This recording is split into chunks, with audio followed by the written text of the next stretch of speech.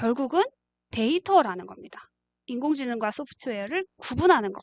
그리고 이 데이터를 우리 교과 속에 충분히 녹여서, 이건 제가 이제 경제교육에도 관심이 있기 때문에 공동체 역량을 중심으로 재구성한 건데요. 머신러닝 포키즈라는 프로그램 요거 하나로 5개의 차시를 짤 수가 있었습니다. 이제 성취 기준을 중심으로 해서 교과 재구성을 하잖아요. 그런데 우리 교과 과정에 녹아있는 데이터의 개념들이 굉장히 많다는 겁니다. 네, 한번 빠르게 달려보도록 하겠습니다. 먼저 사고누르기 첫 번째입니다. 4학년 수학교육과정에 다각형에 대해서 배우잖아요. 다각형을 AI가 어떻게 구분할 수 있을까요? 머신러닝 포키즈는 이미지, 사운드, 숫자, 텍스트 다 구분할 수 있어요. 다 학습할 수 있어요. 그런데 이 교과 과정에서는 이미지만 입력을 시킬 거예요. IBM사, 그러니까 왓슨을 만든 의료 전문 인공지능 왓슨 아시죠? 이 IBM사에서 아이들을 위해서 우리가 인공지능 좀 가르쳐야 되지 않겠냐. 지금 개발자들 몸값 너무 비싸다. 가르치자 해서 프로그램을 만들었어요. 그런데 따로 다운을 받거나 하는 게 아닙니다. 그거하고 아주 유사한데 사이트에 패드만 있으면 접속 가능하고 사양이 낮아도 사용은 가능하십니다. 그래서 먼저 데이터가 뭔지에 대해서 배울 거예요. 자, 데이터라는 용어를 아이들이 잘 알고 있어요. 대충 뭔지. 우리 게임할 때 필요한 거잖아요. 그쵸? 그리고 저희 세대마에도 R이라는 게 있었는데 데이터 주고받고. 그게 아니라 인공지능의 입장에서는 학습시키려는 구분된 데이터 하나하나의 객체를 말합니다. 구분되는 대상입니다. 그래서 강아지가 혀를 내밀고 있는 사진, 강아지가 물을 마시는 사진, 강아지가 공을 쫓아가는 사진, 하나를 모두 다 데이터라고 합니다. 그러면 이 데이터들을 구분을 하는 게 이 머신러닝 포키즈의 역할이거든요. 저희가 계속 분류하는 이 기능을 사용할 거예요. 분류하려면 뭐가 있어야 되죠? 기준이 있어야 되죠. 기준을 따라서 분류를 하고 각각의 것들에 이름을 붙입니다. 레이블이라고 합니다. 그 붙이는 이름을 레이블이라고 합니다. 그래서 강아지처럼 생긴 거는 강아지 레이블, 고양이처럼 생긴 거는 고양이 레이블, 이렇게 라벨링을 합니다. 한마디로 라벨이에요. 영어도. 그래서 이 사이트에 이제 접속을 하시게 되면 선생님들께서 하실 수가 있는데요. 하시는 방법 예시를 제가 전부 다 먼저 보여드린 다음에 선생님들께서 바로 수업에 적용하실 수 있게 실습 시간 드릴 거예요. 먼저 지도학습이라고 그랬죠. 아까 제가 지도학습과 비지도학습을 살짝 언급만 하고 넘어가는데요. 지도라는 건 한마디로 이건 여기다 넣어. 우리 저학년 가르치듯이 이건 여기다 넣어. 정확한 순서와 분류를 인간이 먼저 해주는 거예요. 자, 머신러닝 포키즈에 들어가면 가입을 하지 않고도 사용을 할 수 있다는 게 큰 장점입니다. 그래서 프로젝트라는 한마디로 한글 파일 이름 하나하나를 프로젝트라고 하는데요. 프로젝트 추가하신 다음에 프로젝트 이름을 입력을 합니다. 그런데 절대로 영어는 입력이 안 될 겁니다. 그리고 인식 방법은요. 이미지로 선택을 합니다. 아까 이미지, 텍스트, 소리, 그다음 숫자 다 입력 가능하다고 했죠. 그런데 저희는 다각형의 이미지를 학습시킬 겁니다. 생각보다 쉬워요. A라는 레이블이라는 A 레이블을 만들고 B라는 레이블을 만들어서 그냥 넣기만 하면 되거든요. 사슬 모양은 웹 주소를 넣는 거고요. 그리고 옆에는 그리기라는 방법을 이용하는데요. 제가 뭘 이용했을까요? 바로 이 그리기라는 기능을 다 사용한 겁니다. 네. 적어도 이것을 입력하실 때는 5개 이상 입력해 주시고요. 각각의 데이터는 웹캠으로 더 쉽게 찍으실 수도 있습니다. 네, 마름모와 직사각형을 레이블로 나누어서 입력을 시킨 겁니다. 자, 그린 다음에 드로우 버튼 누르면 그릴 수 있겠죠? 이레이즈 누르면 지울 수 있겠죠? 리셋하면 한 번에 다 지울 수 있겠죠? 하고 테스트를 할 수가 있습니다. 웹캠으로 찍어서 테스트를 할 수도 있고 그림 그리기로 테스트하실 수도 있습니다. 인터넷 자료, 웹 주소를 넣으면 이것으로도 테스트가 가능하십니다. 그래서 학습과 평가라는 탭에서 이것이 이루어지는데요. 인식되었다고 해요. 아까 A 레이블에는 직사각형이 있었고 B 레이블에는 마름모가 있었거든요. B 레이블로 94%의 정확도, 컨피던스로 인식이 된 겁니다, 선생님. 자, 그러면 심화학습으로 들어갈 수 있습니다. 레이블 숫자를 하나 더 늘려보자. 그렇게 해서 동그라미 원도 가르칠 수가 있겠죠. 그 늘리는 과정을 제가 과학교과와 융합해서 예시를 보여드리겠습니다. 아까는 수학만 했잖아요. 이번엔 과학의 교과 과정을 가지고 오고 용어만 도입을 해도 우리가 그 성취 기준을 달성하는 데는 복습할 때 그런 기능도 가능하고요. 제가 만든 동영상, 동기유발 영상을 통해서 직육면체라는 용어를 직접 도입하지 않고 초성으로만 이렇게 제시를 했습니다. 그리고 제가 지금 보여드리는 제가 기본적으로 보여드리는 모든 영상은 이거는 과학 전시관에서 수상을 한 지도안이었습니다. AI 융합 교과로서요. 그러면 이 AI가 여러 도형의 모양을 아까 마름모를 분명히 찾아냈잖아요. 이제 5학년 교육과정으로 제가 올라온 겁니다. 똑같이 이미지를 입력을 시키는데요. 사이트도 같습니다. 선생님, 제가 미리 캔버스에서 계속 우려먹는 거 아시겠죠? 딱 느낌 오시죠? 네, 과학교과의 자료 지식 및 관찰 탐색 모형에서 단계에서 먼저 각설탕이라는 실물을 제가 가지고 왔어요. 그래서 똑같이 머신러닝 포키즈 들어가서 프로젝트 추가 누르시고 단 프로젝트 이름은 영어만 인식하기 때문에 저처럼 이렇게 한글로 입력하시면 안 돼요. 그러면 invalid 프로젝트 네임으로 안 나오죠. 큐보이드 쉐이프라는 영어로 제가 입력을 해서 프로젝트를 만들었습니다. 그래서 학생들하고 얘기하실 때도 한글 넣지 않게 또 영어라는 것을 웬만하면 찾아볼 수 있게 하시면 좋을 것 같아요. 자, 왼쪽에는 큐보이드. 그러니까 직육면체를 찍었고요. 각설탕 실물이에요. 그럼 밑에 세 버튼 중에 뭘 눌렀을 것 같습니까? 네, 웹캠을 넣었습니다. 웹캠을 눌렀습니다. 웹캠 누르면 카메라가 작동을 하면서 찍어줍니다. 자, 오른쪽도 마찬가지예요. 이 직육면체가 아닌 동그란 자석을 제가 6장 찍었습니다. 데이터는 많으면 많을수록 더 정확도가 높아집니다. 제가 데이터는 21세기의 석유라고 계속 말씀을 드립니다. 데이터는 많을수록 인공지능은 똑똑해집니다. 과연 이 AI는 잘 배웠을까요? 훈련 그리고 평가 단계에서 이제 그것을 확인을 하고요. 우리는 여기에 잠깐 하나 더 넣는 겁니다. 뭘 넣었냐? 각설탕을 물에 넣으면 용해가 되잖아요. 그리고 5학년 교육과정에 직육면체가 있고 과학에는 용해와 용액이라는 교육과정이 있습니다. 그러면 요 용어를 도입을 하려면 레이블을 하나 더 추가해 보는 겁니다. 어떻게 해요? 물을 떨어뜨려서 웻 큐보이드로 만든 겁니다. 차에 따라서 점점 녹는 장면이 촬영이 되었습니다. 그럼 우리는 이제 학습과 평가를 통해 얘가 잘 배웠는지 확인해 보면 되겠죠. 제가 껍질을 깐 상태에서 아까 직육면체에 가까운 정육면체죠.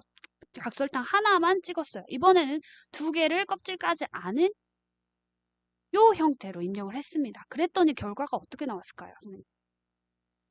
와, 저 직육면체로 얘가 인식을 하는 거. 옷을 입혀놨어도 또 옷을 벗겨가지고 이렇게 하얀색 2개를 연결해서 줘도 얘가 똑같이 큐보이드로 인식을 합니다. 심지어 색깔이 하얀색이잖아요. 그랬더니 100%로 인식을 하는 겁니다. 아이들 여기서 굉장히 신기해합니다. 색이 같아서일까? 설탕인 걸 알아서일까? 인공지능이 얘가 설탕이라는 것까지 알려면 조금 더 필요하겠죠. 물론 우리의 네이버의 스마트 렌즈라는 친구는 얘가 설탕이라는 것을, 각설탕이라는 것을 알지도 못합니다. 하지만 머신러닝 포키즈는 외형, 이미지로만 인식을 한 상태이기 때문에 얘가 설탕이라는 것은 모릅니다. 그러면 이번에 3번째 레이블 맨 오른쪽에 있었던 거 있잖아요. 웻 큐보이드. 자, 이것을 한참 뒤에 물을 떨어뜨린 다음에 한참 뒤에 제가 찍어서 테스트를 해봤습니다. 이번엔 정확도가 어때요? 아까 막 100% 나왔잖아요. 아까 정확도 나왔는데 얘가 49%밖에 안 났어요.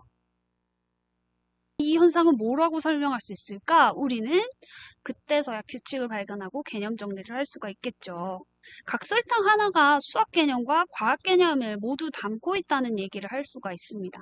직접 아이들이 그려서 수학 개념을 정리하고 직육면체, 또 모서리를 정육면체, 정사각형 6개로 둘러싸인 도형과 직사각형 6개로 둘러싸인 도형, 정의를 확실하게 하고 넘어갈 수 있겠죠.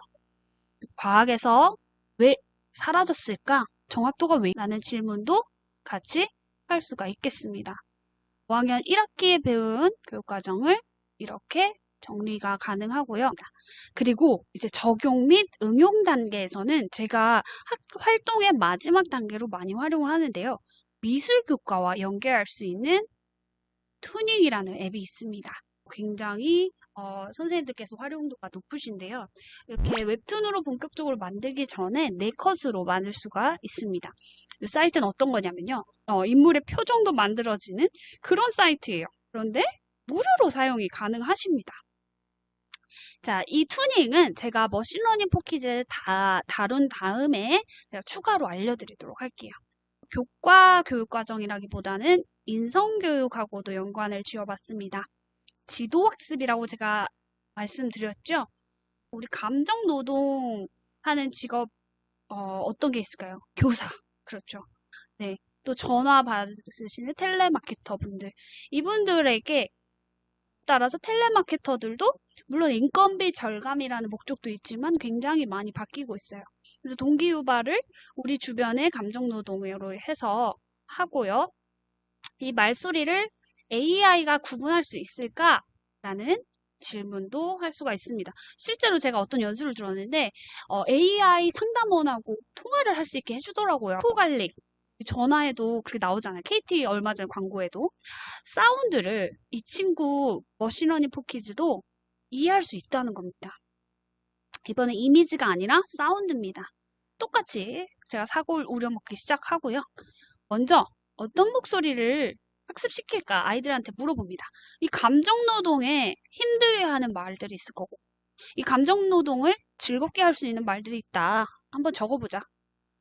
그래서 아이들이 학습시킬 다양한 말들을 이렇게 적어봤습니다.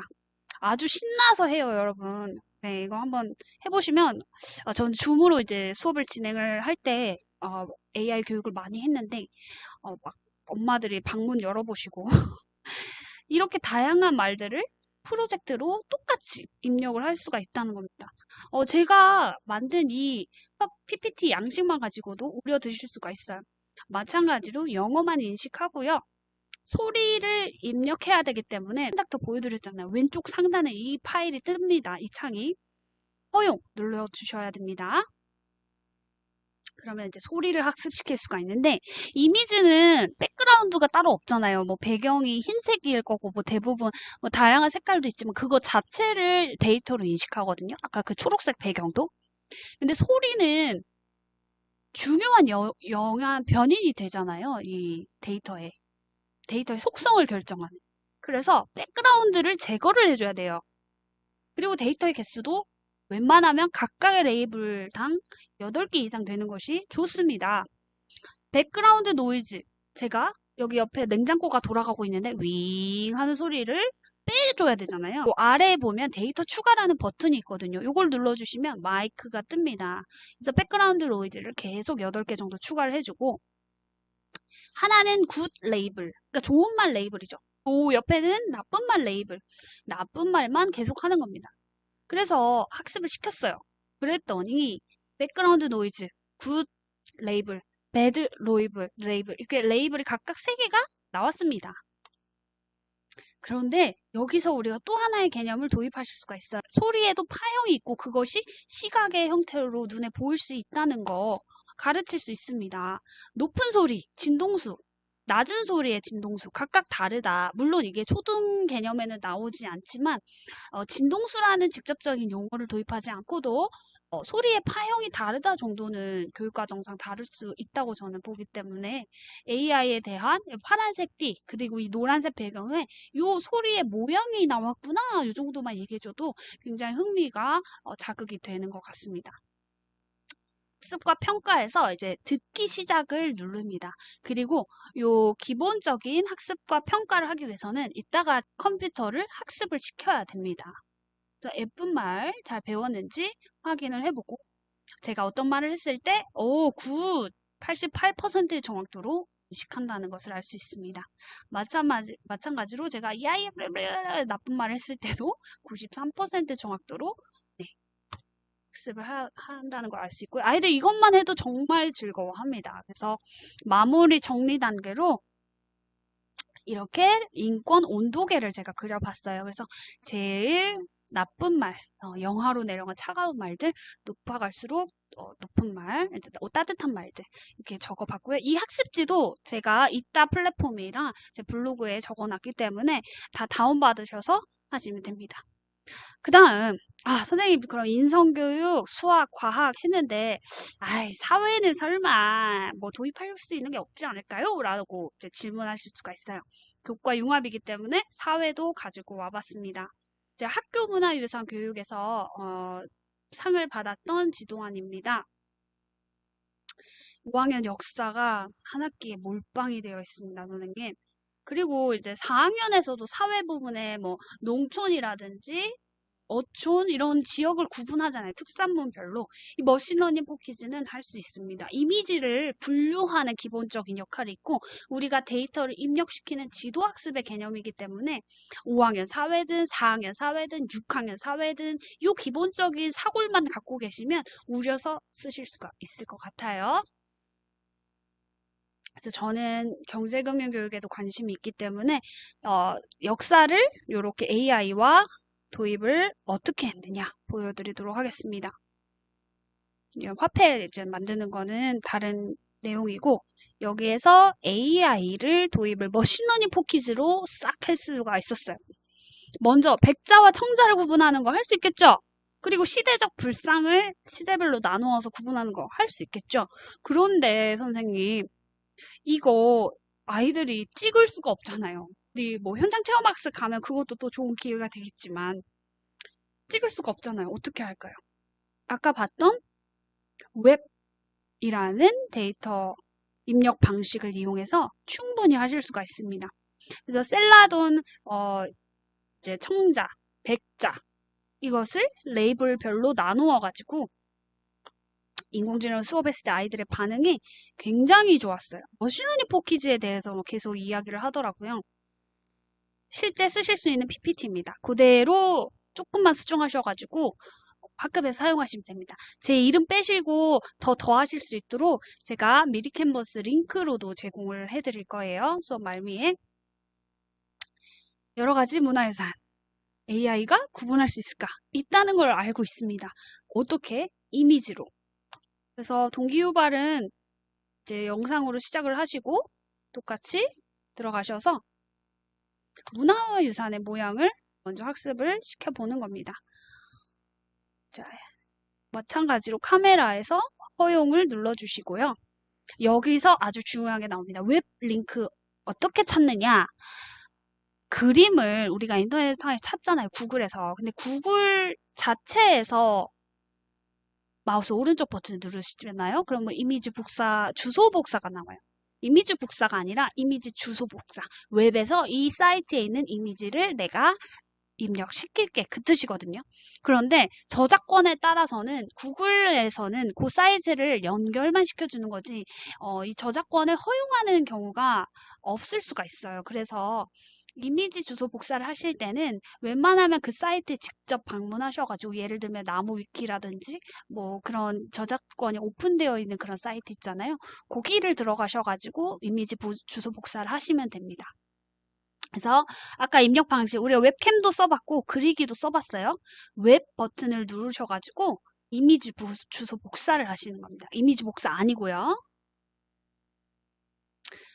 그래서 똑같이 데이터 5개 넘게 입력을 시켜요. 이거 실제로 저희 아이들이 입력을 시킨 건데요. 그린, 청자라고 해서 그린이라고 레이블을 했고요. 화이트, 백자 화이트라고 했고요. 옹기라고 해서 금속으로 된 그래들 있잖아요. 그것도 이렇게 입력을 했습니다. 전부 다 웹에서 저작권이 풀린 이미지 주소를 가지고 와서 입력을 시킨 겁니다.